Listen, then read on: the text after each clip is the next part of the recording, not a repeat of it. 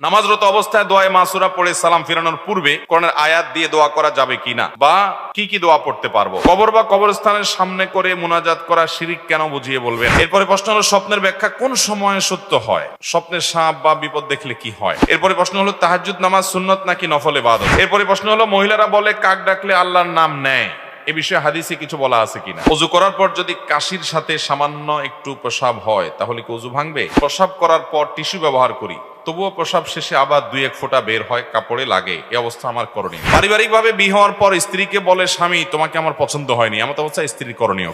আমার বিয়ের বয়স 11 বছর হয়েছে, কিন্তু আমার কোনো বাচ্চা হয় নাই। আমার শাশুড়ি কোনো কিছু নিয়ে ঝগড়া লাগলেই আমাকে এবং আমার স্বামীকে ভাঞ্জা আটকুরা বলে খোঁটা দেয় এবং বলে আল্লাহ যেন আমাদের কোনো সন্তান না দেয়, বদদোয়া করে, এমন অবস্থা আমাদের করণীয়? প্রসাব করার পর টিস্যু ব্যবহার করি, তবুও প্রসাব শেষে আবার দুই এক ফোঁটা বের হয়, কাপড়ে লাগে, এই অবস্থা আমার করণীয় কি? অনেকেরই এই রোগটা আছে ভাই, পেশাব করার পর এক ফোঁটা দুই ফোঁটা অনেকক্ষণ পরে বের হয়। যদি এক ফোঁটা দুই ফোঁটাও বের হয় তারপরে ওযু ভেঙে যাবে, আর কাপড় লাগলে কাপড় নাপাক হবে। এজন্য প্রথমত আপনার এই পেশাবের ফোঁটা বন্ধ হওয়া পর্যন্ত আপনাকে অপেক্ষা করতে হবে, এবং এটা বন্ধ হওয়ার পর আপনি পবিত্র হয়ে নামাজ পড়তে যাবেন। তার জন্য যতটুকু সময় লাগে নিবেন। আবার অনেকের আছে অহেতুক সন্দেহ, পেশাবের ফোঁটা বাহির হোক বা না হোক, তার মনে হয় বাহির হয়েছে, বাইর হয়েছে, ঘন ঘন চেক করতে হয়, আছে না নাই? তো এইটা হলো রোগ, এই রোগকে পাত্তা দেওয়া যাবে না। যদি দেখেন যে এরকম প্রায় দেখছেন চেক করে আসলে কিছু বাইর হয় নাই, অযথাই আপনার মনে হয়েছে, তাহলে এটাকে পাত্তা দিবেন না। নবী করিম সাল্লাল্লাহু আলাইহি সাল্লাম তো ভিজা হাতে পানি নিয়ে এরকম ছিটা দিতে বলেছেন, কাপড়ের উপর দিয়ে, লজ্জাস্থানের বাইরে কাপড়ের উপর দিয়ে ছিটা দিতে বলেছেন। কেন? যাতে করে ওই শয়তান আপনার মধ্যে ওয়াসওয়াসা ঢুকাতে না পারেন যে আপনার পেশাবের ফোঁটা বের হয়েছে, তাহলে এটা পেশাবের ফোঁটা কিনা। আপনি নিজে পানি ছিটা দিয়ে দিবেন, তাতে করে আপনার পেশাবের ফোঁটা এরকম কোনো সন্দেহ শয়তান সৃষ্টি করার সুযোগই পাবে না। তার মানে সন্দেহকে পাত্তা দেওয়া যাবে অহেতুক। হ্যাঁ, আপনি নিশ্চিত জানেন হ্যাঁ ভিজে গেছে, পড়ে গেছে, পেশাব বের হয়ে গেছে, তাহলে আপনি সেটা যে অংশ লেগে গেছে ওই অংশটা ধুয়ে ফেললেন এবং ওযু করে নামাজ পড়লেন, নামাজ হয়ে যাবে। কারোর কারোর পেশাবের রোগ আছে, কিন্তু বেশিরভাগ ক্ষেত্রে এটা ওয়াসওয়াসাকে পাত্তা দেওয়া যাবে না। টাকনুর নিচে কাপড় পরা হারাম, কিন্তু অনেকের জুব্বা টাকনুর নিচে চলে যায়, এটা কি জায়েজ? জুব্বা আলাদের জন্য মাসালা ভিন্ন না ভাই। জুব্বা আলাদের জুব্বাও যদি টাকনুর নিচে চলে যাও সেটাও হারাম হবে। সেটাও কি হবে? জুব্বা আলাদের জুব্বা যদি টাকনুর নিচে যায় সেটা কি হালাল হবে? সেটা কি জায়েজ হবে? অনেক প্রবাসী ভাইরা সৌদি আরবে যায়, দুবাইতে যায়, বিভিন্ন দেশে, আরব দেশে যায়, যাওয়ার পর দেখে ইয়া লম্বা লম্বা জুব্বা আলা হুজুর, আবার মাথায় টুপিও আছে, টুপির উপর আবার একটা লম্বা রুমালও আছে, মাশাআল্লাহ। এই লোক টাকনুর নিচে পায়জামা তো পড়তেছে, জুব্বা তো পড়তেছে, আবার দেখা যায় যে আপনার 3 আঙ্গুলের একটা সিগারেটও ধরায় টানতেছে, আছে না নাই? তো এগুলো দেখে আমাদের অনেক বাংলাদেশি ভাইরা চিন্তা করে, হায় হায় রে, কি কলিকাল আসলো, এত লম্বা জুব্বা পরে, মাথায় টুপি দিয়ে আবার উপরে রুমাল লাগায়া সিগারেট টান দিতেছে, টাকনুর নিচে পাঞ্জাবি চলে গেছে। ভাইরা আমার, ওইটা সৌদি আরবের মানুষদের জাতীয় পোশাক, তাদের সামাজিক কালচার ওইটা। এটা দিয়ে আপনি আলেম বা তাকে হুজুর মনে করার কোনো কারণ। সবচেয়ে বড় কথা হলো, এমনকি কোনো আলেমও যদি জুব্বা পরে, সেই জুব্বা যদি টাকনুর নিচে চলে যায় তো সেটা হারাম হবে, সেটা হালাল হবে। মা আসফালা মিনাল কাবাইনি ফাফিন্নার, টাকনুর নিচে যা গেল সেটা জাহান্নামে যাবে। অতএব সেটা জুব্বা হোক, সেটা চাদর হোক, সেটা আপনার লুঙ্গি হোক, সেটা পায়জামা হোক, সেটা প্যান্ট হোক, হারাম হবে। তবে হ্যাঁ, মোজা যদি হয়, তো মোজা তো থাকেই নিচ থেকে, ওইটার কথা ভিন্ন, সেটা জায়েজ। এরপরে প্রশ্ন হলো, আল্লাহ আপনার পিতা মাতার উপর রহম করুন। আমার প্রশ্ন হলো, নাসিরউদ্দিন আলবানী, বিন বাজ, ইবনে উসাইমিন, ওনারা কি গ্রহণযোগ্য আলেম ছিলেন? ভাইরা আমার, আপনি 3 জন আলেমের নাম নিয়েছেন, কিন্তু তাদের নামটাকে এমন ভাবে নিয়েছেন মনে হয় আপনার খালাতো চাচাতো ভাই লাগে, দোস্ত একটা ভাব লাগে, এরকম একটা ভাব। নামের আগে কোনো পদবি উল্লেখ নাই, কোনো সম্মানসূচক কিছু উল্লেখ নাই, নামের পরে দোয়ামূলক কিছু নাই, অথচ 3 জন মানুষ দুনিয়া থেকে চলে গেছেন। ভাইরা আমার, শেখ নাসিরউদ্দিন আলবানী, শেখ বিন বাজ এবং শেখ ইবনে উসাইমিন রাহিমাহুমুল্লাহ, তারা ছিলেন যুগের শ্রেষ্ঠতম উলামা ইকরামের মধ্য থেকে অন্যতম। আল্লাহ তাআলা তাদেরকে কোরআন হাদিসের অগাধ নলেজ দিয়েছেন, এবং এক একজনের যে খেদমাত আছে, শেখ আব্দুল আজিজ বিন আব্দুল্লাহ বিন বাজ রাহিমাহুল্লাহ, সৌদি আরবের সাবেক গ্র্যান্ড মুফতি, ফিকহে হাম্বলের উপরে এরকম পণ্ডিত মানুষ, তার সময়কার সবচেয়ে সেরা মানুষগুলোর অন্যতম। তিনি অন্ধ ছিলেন, অথচ তাকে জিজ্ঞাসা করা হয়েছিল যে আপনি বুখারী এবং মুসলিমের যে কোনো হাদিস যে কোনো সময় অনর্গলভাবে বলতে থাকেন, আপনি কি বুখারী এবং মুসলিমের সকল হাদিস আপনার কি মুখস্থ? তিনি বলেছিলেন আলহামদুলিল্লাহ, সবগুলো তার মুখস্থ। ভাইরা আমার, একজন অন্ধ মানুষ ছিলেন এবং ছোটবেলা থেকেই তিনি অন্ধ ছিলেন। তার একটা ঘটনা সম্ভবত তিনি নিজেই বর্ণনা করছিলেন, কোন একটা ভিডিওতে দেখছিলাম যে তার খালা তিনি যখন ছোট ছিলেন, শোয়া ছিলেন, তার মাকে বলছিলেন যে আব্দুল আজিজ সে তো অন্ধ, কি হবে ওর জীবনে, আহারে কিভাবে প্রতিষ্ঠিত হবে, কিভাবে সমাজে টিকবে। একসময় গোটা পৃথিবীর সবচাইতে প্রভাবশালী এবং নামকরা ওলামাদের মধ্যে থেকে একজন হয়েছেন। হাজার হাজার আলেমরা তার সামনে দোজানো হয়ে, ছাত্র হয়ে গৌরবের সাথে নিজেদের পরিচয় উল্লেখ করতে পেরেছেন যে আমি বিন বাজ রাহিমাহুল্লাহর ছাত্র। ভাইয়ের আমার, এমন কোনো মাসআলা পাওয়া যায় না যেই মাসআলায় তার জবাব পাওয়া যায় না। এবং কোরআন এবং হাদিস থেকে একজন অন্ধ মানুষ এত পরিমাণ নুসুসের হাফেজ, যেটা আপনি খুঁজে খুব বেশি একটা সারা দুনিয়াতে খুঁজে অনেক বেশি পাবেন না ভাইয়েরা। এত বড় মাপের আলেম ছিলেন রাহিমাহুল্লাহ রাহমাতাম ওয়াসিআ, ঠিক বিন বাজ রাহিমাহুল্লাহ এবং শেখ নাসিরুদ্দিন আলবানী রাহিমাহুল্লাহ। তার কথাও শেখ নাসিরুদ্দিন আলবানী রাহিমাহুল্লাহ দ্বারা যে পরিমাণ খেদমত আল্লাহ নিয়েছেন, আমরা তো অনেকে অনেক কথা বলি ভাই। যত হাদিসের তাহকিক করে গেছেন তিনি আছেন, শেখ আহমদ শাকির রাহিমাহুল্লাহ আছেন, আরো অনেক ওলামা একরাম আছেন দুনিয়াতে। যে তিনজনের নাম বলেছেন, আমরা বলতে চাই তারা যুগের শ্রেষ্ঠতম ওলামা একরাম, আপন সময়ের শ্রেষ্ঠতম ওলামাদের মধ্য থেকে তারা ছিলেন। আল্লাহ তাআলা তাদের ভুল ত্রুটি মাফ করে তাদেরকে জান্নাতুল ফেরদাউসের আলা মাকাম দান করুন, বলুন আমিন।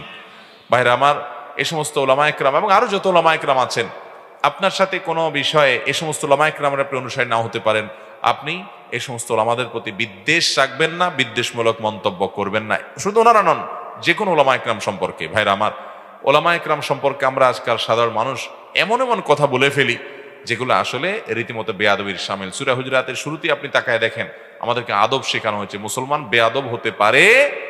আল্লাহ তাআলা ওলামাদের কদর করা, তাদের মর্যাদাকে অনুধাবন করার তৌফিক আমাদেরকে দান করুন। আমি কোনো আলেমকে অনুসরণ না করতে পারি, কিন্তু শ্রদ্ধার কোনো ঘাটতি হতে পারে। ওযু করার পর যদি কাশির সাথে সামান্য একটু পেশাব হয় তাহলে কি ওযু ভাঙবে?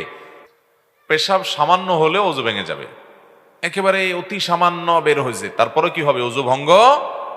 ওযু ভঙ্গের জন্য পেশাব অনেক পরিমাণে বের হইতে হবে এমন কোনো কথা, এক ফোঁটাও যদি বের হয় পেশাব, তারপরে কি হবে? ওযু ভঙ্গ হয়ে যাবে।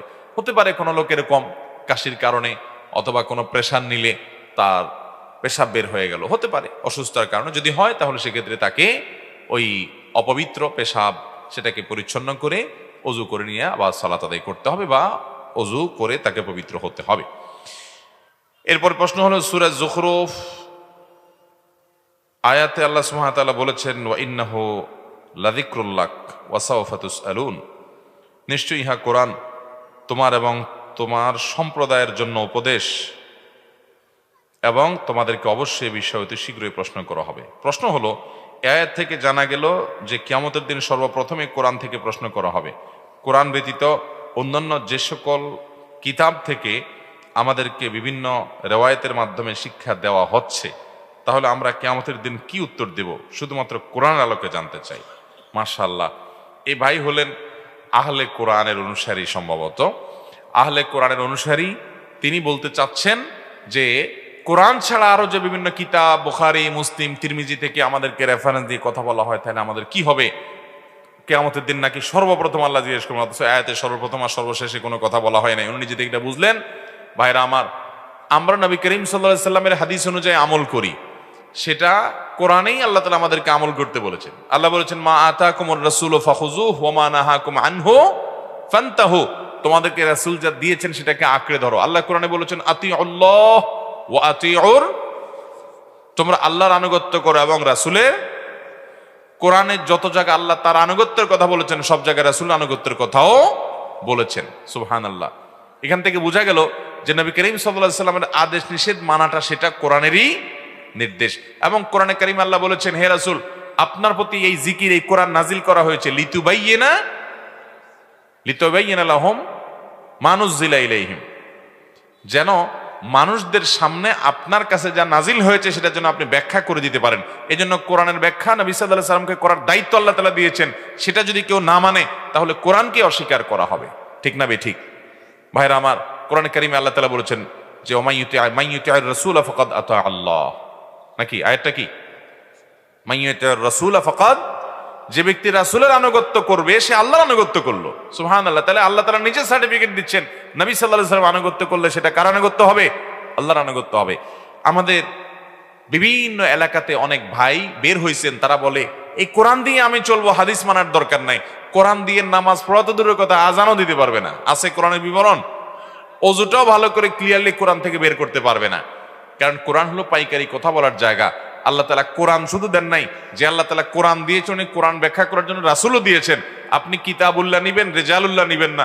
কিতাব নিবেন কিন্তু আল্লাহর রাসূলেরটা নিবেন না, আপনি কখনো মুসলমান হতে পারবেন? পরিষ্কারভাবে বলে রাখি, যে সমস্ত ভাইরা বিভ্রান্তিতে আছেন, আমি শপথ করে বলতে পারি আমার শপথ ভঙ্গ হবে না। এগুলো সবগুলো ইহুদি খ্রিস্টানদের ষড়যন্ত্র, মুসলমানদেরকে ইসলাম থেকে বিচ্যুত করবার জন্য হাদিস থেকে সরায় কোরআনে নিয়ে আসে। কারণ শুধু কোরআনে সে হাতায় কিচ্ছু পাবে না, একটা সময় সে বেঈমান হয়ে যাবে। এই ভয়ঙ্কর ষড়যন্ত্র থেকে আল্লাহ আমাদেরকে বেঁচে থাকার তৌফিক দান করুন। এরপরে প্রশ্ন হলো, মহিলারা বলে কাক ডাকলে আল্লাহর নাম নেয়, এ বিষয়ে হাদিসে কিছু বলা আছে কিনা? কাক কেন? যত সৃষ্টি আল্লাহ তাআলার আছে, আল্লাহ কোরআনে বলেছেন ইমিন শাইইন ইল্লা ইউসাব্বিহু বিহামদি ওয়া ইমিন শাইইন ইল্লা ইউসাব্বিহু বিহামদি। পৃথিবীতে এমন কিছু নাই, সৃষ্টি জগতে এমন কিছু নাই যে আল্লাহর তাসবিহ বর্ণনা করে না। ওয়ালাকিন লা তাফকাহুনা তাসবিহাহুম, কিন্তু তোমরা তাদের তাসবিহ বুঝো না।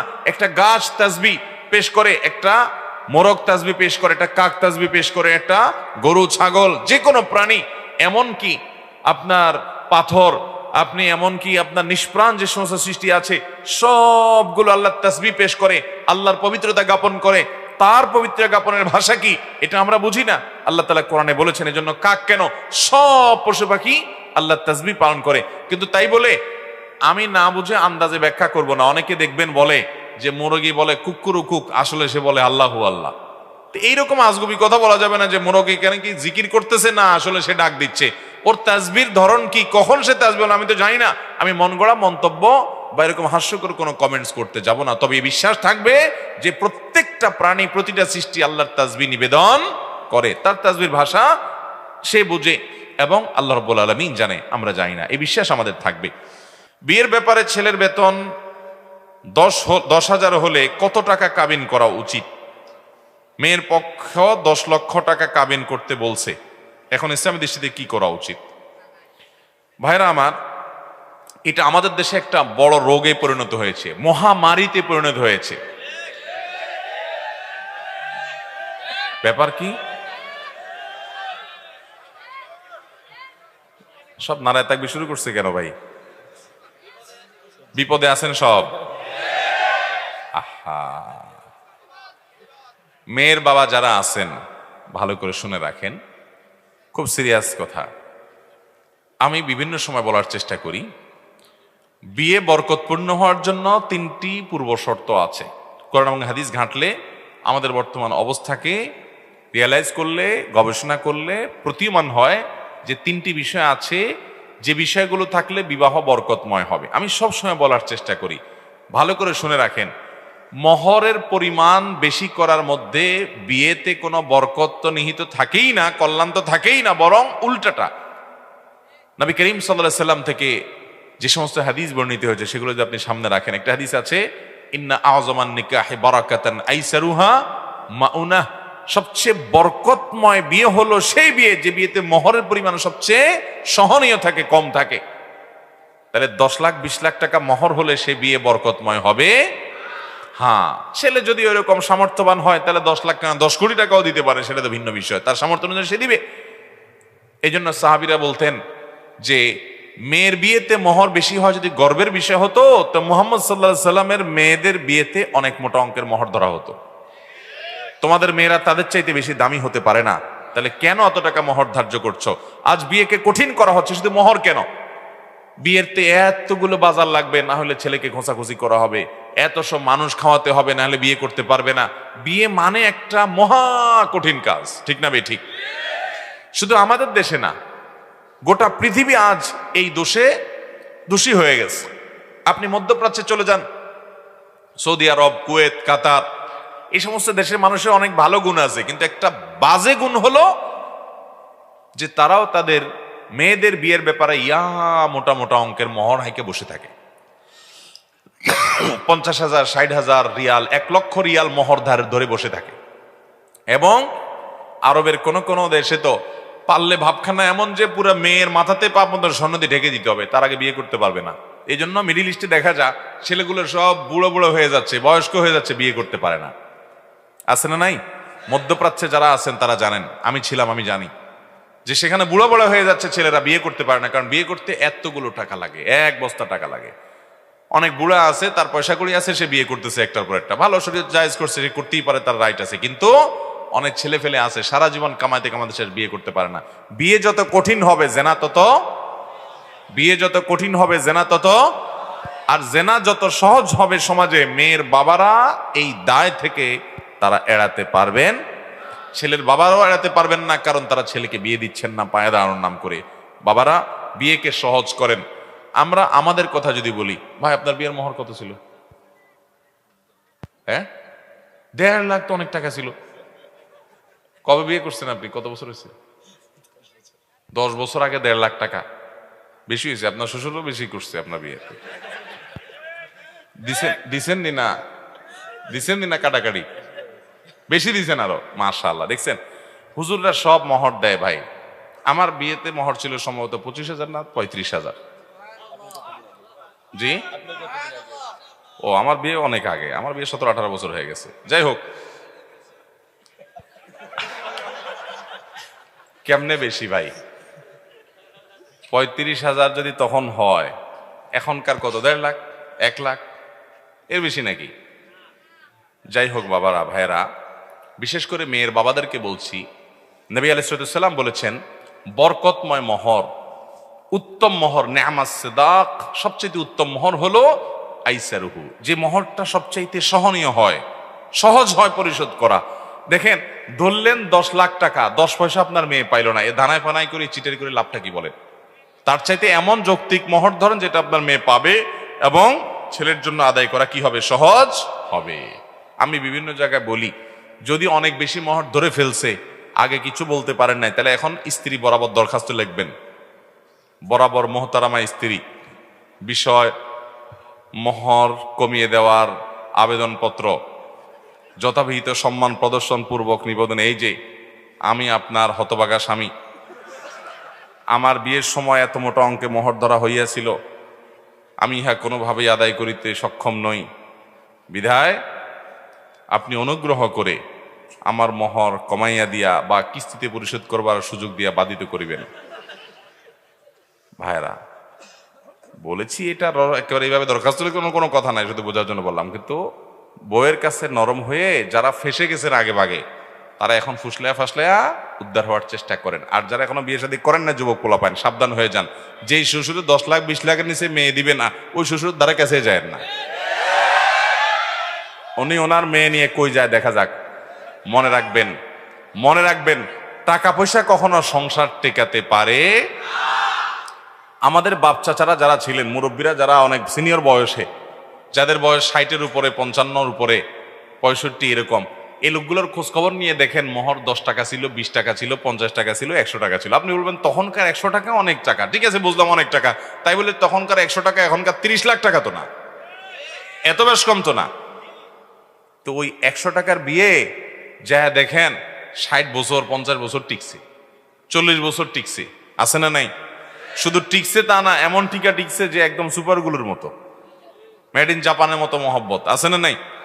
আর যুবকরা এখন, মেয়ের বাপরা 20 লাখ 30 লাখ 40 লাখ মোহর ধরে, ওই ছেলের পেটে পাড়া দিলে 10,000 টাকা বাইর হবে না, কিন্তু মোহর ধরে কত? আপনার 30 লাখ টাকা মোহরও যদি লাগে, তাহলে ওই গরিবের ছেলে কাছে কেন বিয়ে দেওয়ার কথা বলছেন আপনি? আপনার সেখানে যাওয়া উচিত না, সব ডাকায়। ঠিকই বলছে ভাইরা আমার, এই কাজটা করবেন না। এখন বিয়ে ঘরে ঘরে ভেঙে যাচ্ছে, ঠিক না বেঠিক? দাম্পত্য জীবনের শান্তি বলতে কিছু, আপনি 30 লাখ ধরলে আপনার মেয়েকে ছেড়ে সে যেতে পারবে না, আপনি তাকে আটকাইলেন। এই বিয়ের মোহরটা এরকম ফালতু উদ্দেশ্যে আল্লাহ তাআলা নির্ধারণ করেন নাই, বরং বিয়ের মোহরটা স্ত্রীর প্রাপ্য, যতটুকু সে দিতে পারবে ততটুকু ধার্য করবেন এবং পুরোটা দিয়ে দিবেন। খবরদার ছেলেরা কিন্তু এই ফান্দে পা দিবেন না। 10 লাখ 20 লাখ 30 লাখ বললে বলবেন যে আমার সামর্থ্য এটা আছে, এর বাইরে নাই। আমার নিজের বিয়েতেই আমার মামার শ্বশুর আরো অনেকে ছিলেন, মারা গেছেন, আল্লাহ তাআলা আমাদেরকে জান্নাত নসিব করুক, একটু বলা বলি করতেছিলেন, যে মোড়ামুড়ি করতেছিলেন। আমি বললাম না, আমি এর বেশি দিতে পারবো না, আমার এটার ব্যবস্থা আছে আলহামদুলিল্লাহ, এর বেশি আমি দিতে পারবো না, সাফ কথা। আমি পুরোটা দিয়ে দিছি, এবং যত হুজুর আছে খোঁজ করে দেবেন, সব হুজুররা দিয়ে দিছেন। এই মামলার বেশিরভাগ আসামি হইলো এই 20 লাখ 30 লাখ পাটিয়ালা লোকেরা। 20 টাকাও দেওয়ার খবর নাই, ধরে রাখছে কত? 20 লাখ। মেয়ের বাবারা, আপনারা কিন্তু আল্লাহর কাছে জবাবদিহি করতে হবে। বিয়েটাকে সহজ করেন, আপনার মেয়ের সুখ শান্তি এই মহরের বড় ফিগারের মধ্যে নিহিত হতে পারে না। এরপরে প্রশ্ন হলো, তাহাজ্জুদ নামাজ সুন্নত নাকি নফল ইবাদত? তাহাজ্জুদ এটা সুন্নত, নবী সাল্লাল্লাহু আলাইহি ওয়াসাল্লাম পড়েছেন, সেজন্য। আবার ফরজ নামাজের বাইরের, ওয়াজিবের বাইরের নফল মানে এক্সট্রা, এটা এক্সট্রা, ফরজ ওয়াজিবের বাইরে, সেদিক থেকে এটাকে নফল বলা যায়, কিন্তু এটা মূলত সুন্নাত। কেউ যদি নফলের নিয়তে তাহাজ্জুদ পড়ে, নামাজ হয়ে যাবে, সুন্নতের নিয়ত করলেও নামাজ হয়ে যাবে। এরপরে প্রশ্ন হলো, স্বপ্নের ব্যাখ্যা কোন সময়ে সত্য হয়? স্বপ্নের সাপ বা বিপদ দেখলে কি হয়? দেখুন, স্বপ্ন বিভিন্ন সময় সত্য হওয়ার সম্ভাবনা থাকে, কিন্তু এগুলো কোনো নিশ্চিত বিষয় নয়, এগুলো সম্ভাবনার ব্যাপার। যেমন ভোরের সময়টা অনেক সময় সত্য স্বপ্ন হওয়ার সম্ভাবনা বেশি থাকে, যে স্বপ্ন মানুষ দেখার পরে করে স্পষ্ট তার কাছে মনে থাকে, স্বপ্ন সত্য হওয়ার সম্ভাবনা বেশি থাকে ভালো ভালো সময়গুলোতে। সাপ বা হিংস্র জীবজন্তু, এগুলো অনেক সময় ব্ল্যাক ম্যাজিকের কারণে, জাদুর, কালো জাদুর কারণে, আপনি যদি দেখেন যে সাপে দৌড়াচ্ছে, কোনো হিংসাত্মক হিংস্র আপনার কোনো প্রাণী আপনাকে তাড়িয়ে বেড়াচ্ছে, তাহলে এগুলো বেশিরভাগ ক্ষেত্রে ব্ল্যাক ম্যাজিক এবং কালো জাদুর কারণে হয়ে থাকে। আমি প্রায়শ বলার চেষ্টা করি, প্রতিদিন মাহফিলে বলার চেষ্টা করি, ভাইরা আমার, প্রতিটি ঘরে ঘরে ব্ল্যাক ম্যাজিকের রুগী আজকাল, প্রতিটা ঘরে ঘরে দুষ্টজিনে আক্রান্ত মানুষ, আপনি টের পাচ্ছেন না। আপনার ছোট বাচ্চা 2 বছরের, ওর উপরে দুষ্টজিন ভর করে আছে।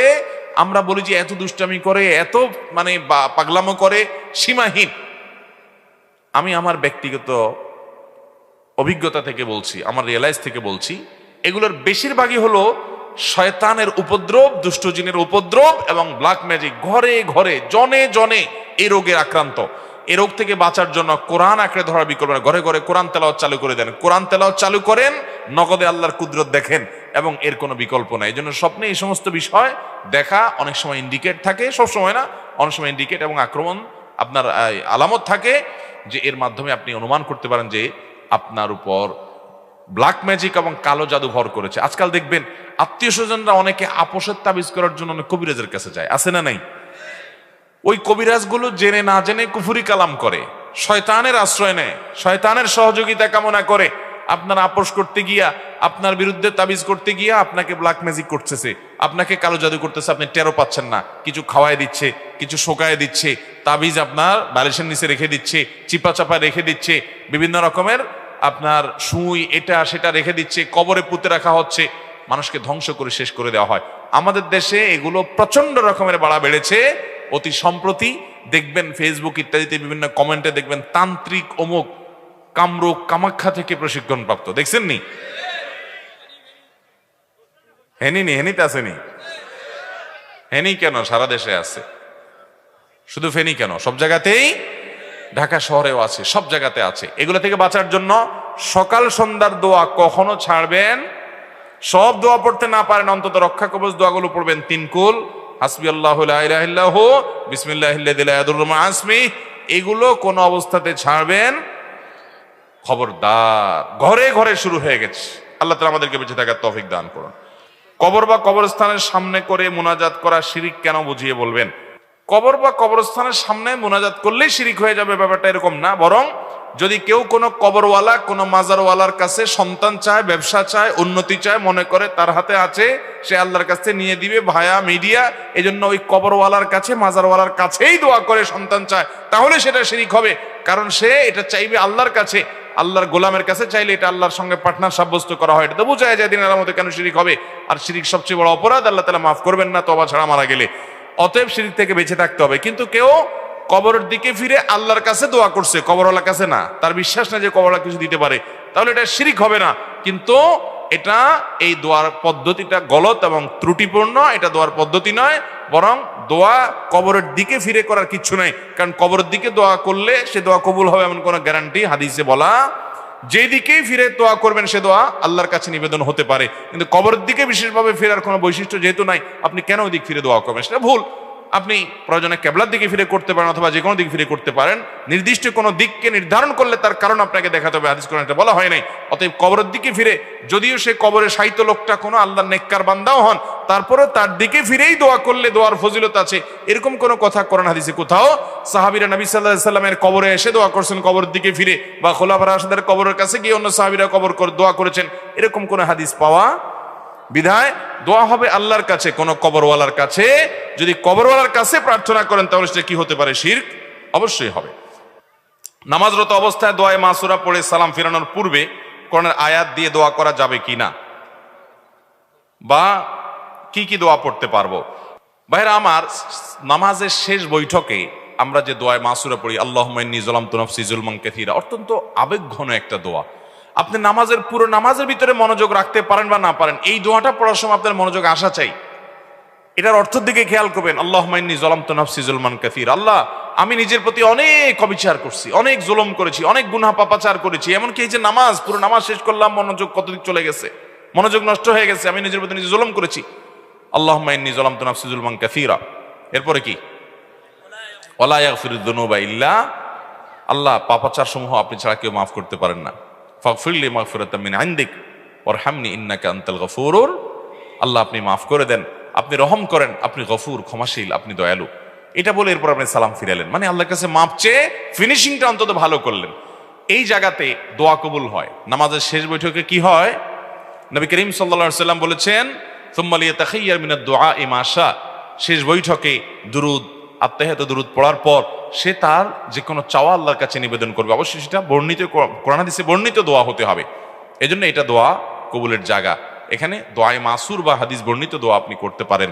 নবী করিম সাল্লাল্লাহু আলাইহি ওয়াসাল্লাম এখানে আল্লাহুম্মা ইন্নী যালামতু নাফসি যুলমান কাসীরা, এটা ছাড়া আরো একটা দোয়া পড়তেন প্রায়, সেটা হলো আল্লাহুম্মা ইন্নী আউযু বিকা মিন আযাবি জাহান্নাম ওয়া মিন আযাবিল কবর, আল্লাহ আমি জাহান্নাম থেকে এবং আযাব, কবরের আযাব থেকে পানা চাই। ওয়া আউযু বিকা মিন ফিতনাতিল মাহইয়া ওয়াল মামাত, জীবন এবং মরণের ফিতনা থেকে পানা চাই। ওয়া আউযু বিকা মিন শাররি ফিতনাতিল মাসিহিদ দাজ্জাল, দাজ্জালের ফিতনা থেকে পানা চাই। চারটা বিষয় থেকে পানা চাইতেন, জাহান্নাম, কবরের আযাব, জীবন মরণের ফিতনা এবং দাজ্জালের ফিতনা। আল্লাহ তাআলা আমাদেরকে এই দোয়াটা বিশেষ করে পড়ার তৌফিক দান করুন। মুখস্থ করে নেবেন এবং পড়বেন শেষ বৈঠকে। পারিবারিকভাবে বিয়ে হওয়ার পর স্ত্রীকে বলে স্বামী তোমাকে আমার পছন্দ হয়নি, এমন অবস্থায় স্ত্রীর করণীয় কি? অনেক স্বামী, অনেক স্ত্রীর মধ্যে এই রোগ আছে যে বিয়ের পর বলে দেখো তোমাকে আসলে আমার পছন্দ হয় নাই, মা বাবার পছন্দে বিয়ে করছি, আমার আসলে ভালো লাগে নাই, তারপরেও করছি আমি। এরকম অনেক অমানুষ ছোট লোক স্বামী, ছোট লোক স্ত্রী আছে না নাই? বিয়ের পরে আপনি এই কথা বলার রাইট আপনাকে ইসলাম দেয় নাই। এটা আপনি বলা মানে একটা লোককে অপমান করা, অসম্মান করা, তুচ্ছতাচ্ছিল্য করা। আল্লাহ বলেছেন ওয়াশিরুহুন্না বিল মারুফ, তোমরা তোমাদের বউদের সাথে, স্ত্রীদের সাথে সুন্দরভাবে জীবন যাপন করবে। এটা সুন্দরভাবে জীবন যাপন হতে পারে না যে আপনি তাকে বললেন তোমাকে আমার পছন্দ হয় না তারপর আমি বিয়ে করছি। আপনাকে বিয়ে করতে বলছে কে? আপনার যদি অপছন্দ হয় আপনি তখনই বাধা দেওয়া দরকার ছিল। আপনি তখন বিয়ে করে এখন বলতেছেন আমার তোমাকে পছন্দ হয় নাই। এটা অবশ্যই একটি ন্যাক্কারজনক কাজ, গুনাহের কাজ, পাপের কাজ। এগুলোর কারণে আমাদের আমল বরবাদ হয়। আল্লাহ তাআলা আমাদের সবাইকে দাম্পত্য জীবনে সুখী হওয়ার জন্য এই সমস্ত ছোট লোকই পরিহার করার তৌফিক দান করুন। দাম্পত্য জীবনে সুখী হওয়ার জন্য দুইটা জিনিস লাগবে। কয়টা জিনিস ভাই? একটা হলো সবর, আর একটা হলো শুকর। একটা হলো সবর, আর একটা হলো আপনি যার সাথে জীবন যাপন করছেন, সংসার করছেন, তার কিছু ভুলভাল দেখছেন, সবর করবেন। ভালো কিছু পাইছেন, শুকর আদায় করবেন। এছাড়া আপনি কখনো দাম্পত্য জীবনে সুখী হতে পারবেন। হাদিস মোতাবেক যে যাকে ভালোবাসে হাসরের দিন সে তাকে পাবে। যদি একজন জান্নাতি হয় অপরজন জাহান্নামী হয়, আমার প্রশ্ন হলো কিভাবে দুইজন মিল হবে? বাহ, ভালো প্রশ্ন। দেখুন, আলমার ও মা আমান আহাব, মানুষ যাকে ভালোবাসবে কিয়ামতের ময়দানে তার সাথে থাকবে, হাদিসে নবী সাল্লাল্লাহু আলাইহি ওয়াসাল্লাম বলেছেন। এর মানে হলো এই ভালোবাসা যখন আল্লাহর জন্য হবে, আল্লাহর জন্য হবে, আল্লাহকে খুশি করার জন্য হবে, তখন উভয় জান্নাতি হবেন, তখন দুজন একজন আরেকজনের সাথে থাকবেন। আর যদি ভালোবাসাটা আল্লাহর জন্য না হয়, দুইজন আল্লাহওয়ালা না হয়, তাহলে সেক্ষেত্রে এই হাদিস প্রযোজ্য না। এই হাদিসের উদ্দেশ্যই হলো কোনো মানুষ যদি একে অন্যকে আল্লাহর জন্য ভালোবাসে, তার মানে দুজনেই নেককার, তাহলে তারা দুজনেই জান্নাতে থাকবে পরস্পর পরস্পরের সাথে। কিন্তু আর এই ভালোবাসা যদি দুনিয়ার কারণে হয়, ধরুন একজন স্বামী একজন স্ত্রীকে ভালোবাসছে, একজন মানুষ একজন মানুষকে ভালোবাসছে, ভালোবাসাটা দুনিয়ার কারণে, এই হাদিসে সেটা বোঝানো হয়নি। বোঝানো হয়েছে আল্লাহর খাতিরে যদি ভালোবাসা হয়, তাহলে সেক্ষেত্রে যাকে আল্লাহর খাতিরে ভালোবাসবে উভয় উভয়কে আল্লাহর জন্য ভালোবাসার জন্য জানাতে থাকবে। এই হাদিসের আগের বক্তব্যটা দেখেন, তাইলে পরিষ্কার হয়ে যাবে। একজন সাহাবী বলছেন ইয়া রাসূলুল্লাহ, কিয়ামত কবে হবে? আমরা প্রায় সময় দেখেন না কিয়ামতের সনক্ষণ বাজে যে ইমাম মাহদী কয় বছর বাকি আছে হুজুর, শুরু করে না মানুষ জিজ্ঞেস করা, কয়দিন পর পরই খোঁচায়। কয়দিন আগে বোধহয় এক সপ্তাহ আগে সময় টিভির একজন সাংবাদিক বলতেছে, হুজুর ভাই কিয়ামত আসলে কবে হবে, মানে তারিখ সনটা কবে? তো অনেকে এটা জানতে চায়। নবী করিম সাল্লাল্লাহু আলাইহি ওয়াসাল্লামের কাছে এরকম একজন সাহাবী বলছেন, ইয়া রাসূলুল্লাহ কিয়ামত ঠিক কবে হবে? ওনার হয়তো জানা ছিল না আয়াত আল্লাহ যে বলেছেন যে কিয়ামতের ইলম আল্লাহ ছাড়া কেউ কারোর কাছে নাই। আমরা তো জেনে শুনেও খোঁচাখুচি করি অহেতুকে সমস্ত বিষয়, গায়েবের বিষয়। যাই হোক, তো নবী করিম সাল্লাল্লাহু আলাইহি ওয়াসাল্লাম তাকে বললেন, মাজা আদাত তালাহা, কিয়ামত কবে হবে এটা তুমি জানতে চাচ্ছ, কিয়ামতের জন্য তোমার প্রস্তুতিটা কি? উনি বললেন, ইয়া রাসূলুল্লাহ আসলে তো কিয়ামতের জন্য সেরকম কোনো প্রস্তুতি নাই। আমার যদি আজকে কিয়ামত আমি কি পেশ করবো আল্লাহর কাছে এরকম কিছু নাই, তবে আমি আপনাকে আল্লাহর জন্য ভালোবাসি, এই আমলটা আমার কাছে আছে। তখন নবীজি সাল্লাল্লাহু আলাইহি ওয়াসাল্লাম বলেছেন, আনতা মা'মান আহবাবত, তুমি যাকে ভালোবাসছো তুমি তার সাথে থাকবা। বর্ণনাকারী সাহাবী বলেন, আমরা নবীর মুখ থেকে কত হাদিসই তো শুনছি, কোন হাদিস শোনার পর আমরা এত খুশি হই নাই এই হাদিসটা শোনার পর যত খুশি হয়েছি, কারণ আমরা নবী সাল্লাল্লাহু আলাইহি ওয়াসাল্লামের মতো আমল করে তার পর্যায়ে কখনো যেতে পারবো না, আবু বকরের মতো আমল করে তার সমান কখনো হতে পারবো না, ওমরের মতো আমল করে তার সমান কখনো হতে পারবো না, কিন্তু তাদেরকে ভালোবেসে কিয়ামতের দিন এবং জান্নাতে তাদের সাথে থাকা যাবে, এই কথা জানার পর আমরা খুশি হয়ে গেলাম যে তাদের সাথে থাকার একটা সুযোগ তৈরি হলো। আমরা সবচেয়ে ভালোবাসা নবীদেরকে, সাহাবায়ে কেরাম রিদওয়ানুল্লাহি তাআলা আলাইহিম আজমাইনদেরকে দেব তো ইনশাআল্লাহ। সমাজের প্রভাবশালী ব্যক্তিগণ বা ভাই যদি দুর্বল ব্যক্তির উপরে বা দুর্বল ভাইয়ের উপরে জুলুম ও অত্যাচার করে, তাদের পরিণতি কি হবে? তাদের পরিণতি হলো তারা মুফলিস হবে, ভিখারি হবে। ভিখারি বুঝেন? নবী সাল্লাল্লাহু আলাইহি ওয়াসাল্লাম বলেছেন, আতাদরুনা মাল মুফলিস, তোমরা কি জানো সবচেয়ে অভাবীকে, ভিখারিকে? সাহাবীরা বলছেন, আল মুফলিসু ফিনা মাল্লা দিনারাহু ওয়ালা দিরহামা, আল্লাহর রাসূল যার টাকা পয়সা নেই আমরা তাকেই তো ভিখারি মনে করি। নবী সাল্লাল্লাহু আলাইহি ওয়াসাল্লাম বলেছেন, না সেটা না, টাকা পয়সা নাই এটা এমন কি আর হলো, এক সময় আসবে তার হাতে। কিন্তু আসল ভিখারি হলো যে দুনিয়া থেকে অনেক নেকামল করে নিয়ে গেছে, আখিরাতে কিন্তু দুনিয়াতে মানুষের প্রতি বিভিন্ন জুলুম অত্যাচার অবিচার করছে, গালিগালাজ করেছে, ধমক দিয়েছে, অন্যায় করেছে, টাকা পয়সা মেরে খেয়েছে, ইজ্জত নষ্ট করেছে, গীবত শিকায়াত করেছে, মানুষের অর্থ নষ্ট করার কারণে কিয়ামতের ময়দানে তারা আমলে পাহাড় নিয়ে আসার পরও বহু পাওনাদার একত্র হবে, আল্লাহর কাছে বলবে, আল্লাহ আমাকে গালি দিয়েছে, ধমক দিয়েছে, আমি কিছু বলতে পারি নাই। তখন তার ওই যে নেকামলগুলো করে গেছে সেখান থেকে সওয়াব দিয়ে দিয়ে পাওনাদার বিদায় করা হবে। একসময় তার সমস্ত আমল শেষ হবে, সওয়াব শেষ হবে, তখনও পাওনাদার বাকি আছে। এবার পাওনাদারদের পাপের বোঝা তাকে নিয়ে জাহান্নামে যেতে হবে। এই হলো আসল ভিখারি। এজন্য কেউ নিজের ভাইকে দুর্বল পেয়ে, কোনো মানুষকে দুর্বল পেয়ে যদি তার প্রতি অবিচার করে, তাহলে তার জন্য এই শাস্তি আছে। আল্লাহ তাআলা আমাদেরকে হেদায়েত দান করুন যেন আমরা কোনো কারোর প্রতি জুলুম করে দুনিয়া থেকে না যাই। যদি অবিচার করে থাকি মাফ চেয়ে তারপরে যাব। সর্বশেষ প্রশ্ন, আমার বিয়ের বয়স 11 বছর হয়েছে, কিন্তু আমার কোনো বাচ্চা হয় নাই। আমার শাশুড়ি কোনো কিছু নিয়ে ঝগড়া লাগলেই আমাকে এবং আমার স্বামীকে ভাঞ্জা, আটকুরা বলে খোঁটা দেয় এবং বলে আল্লাহ যেন আমাদের কোনো সন্তান না দেয়, বদদোয়া করে। এমন অবস্থা আমাদের করণীয় কি? ভালো করে শুনে রাখেন, অনেক এলাকাতে এটা আছে যে কারো ছেলে মেয়ে না হলে তাকে আটকুরা, ভাঞ্জা, এটা সেটা আরো কি জানি বলে, এরকম বিভিন্ন কথা বলে। এটা, এই গালিটা কাদের গালি জানেন?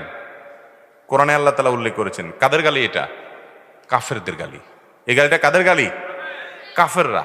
কাফেররা এই গালিটা কাকে দিত? আমাদের প্রিয় নবী সাল্লাল্লাহু আলাইহি সাল্লামকে বলতো। কেন বলতো? কারণ ওনার কোনো ছেলে বেঁচে ছিল না। বলতো তুমি নির্বংশ, তোমার বংশ নাই, তুমি মরে গেলে তোমার কোনো ছেলে সন্তান নাই, বংশ কিভাবে টিকবে? বংশের চেরা ঘাড়ি কেন বাদ থেকে জ্বালাবে? নির্বংশ বলে গালি দিত আমাদের নবী সাল্লাল্লাহু আলাইহি সাল্লামকে। কারা? কাফেররা। আল্লাহ তাআলা সূরা ইন্না আতানাকা কাউসারের মধ্যে জবাব দিয়েছেন, ইন্না আতাইনাকাল কাউসার ফাসাল্লি লিরাব্বিকা ওয়ানহার ইন্না শানিআকা। যারা আপনাকে নির্বংশ বলছে, ওরা বরং নির্বংশ। ওদের নাম নেয়ার মতো, ওদের বংশে চেরাগ জ্বালানোর মতো লোক দুনিয়াতে পাওয়া যাবে না। আবু জাহাল, আবু লাহাবদের নাম নেয়ার মতো দুনিয়াতে মানুষ আছে? ওদের 14 গোষ্ঠীদের যদি গালিগালাজ করে সারা দুনিয়ার মানুষ, একটা মানুষের চোখের পানি ফেলানোর মতো আছে? আর নবী করিম সাল্লাল্লাহু আলাইহি সাল্লামকে আল্লাহ রাব্বুল আলামিন এইভাবে তাকে জিইয়ে রেখেছেন, টিকিয়ে রেখেছেন যে তার সম্পর্কে কোনো কটু কথা বললে হাজার হাজার মানুষের হৃদয়ে রক্তক্ষরণ হয়। তাহলে তোমাদের ছেলে মেয়ে থেকেও তোমাদের অস্তিত্ব পৃথিবীতে টিকে নাই, কিন্তু তার ছেলে না থেকেও শুধুমাত্র কন্যা সন্তান বেঁচে ছিলেন, ছেলেরা মারা গেছেন ছোট থাকতে, তারপরও আল্লাহ তাআলা তাকে টিকিয়ে রেখেছেন।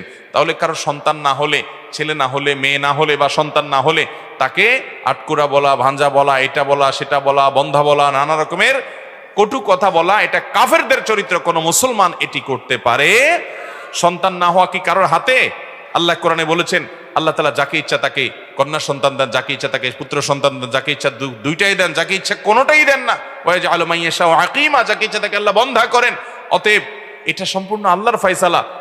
বিধায় এই ব্যাপারে কোনো কটু কথা বললে সে গুনাহগার হবে, কবিরা গুনাহ হবে। এই যে সূরা হুজরাতে আল্লাহ যে নিষেধ করেছেন সে নিষেধাজ্ঞা লঙ্ঘনকারী হবে। আল্লাহ তাআলা আমাদের চরিত্রগুলো যেন সুন্দর হয় সেরকম মানুষ হওয়ার তৌফিক দান করুন।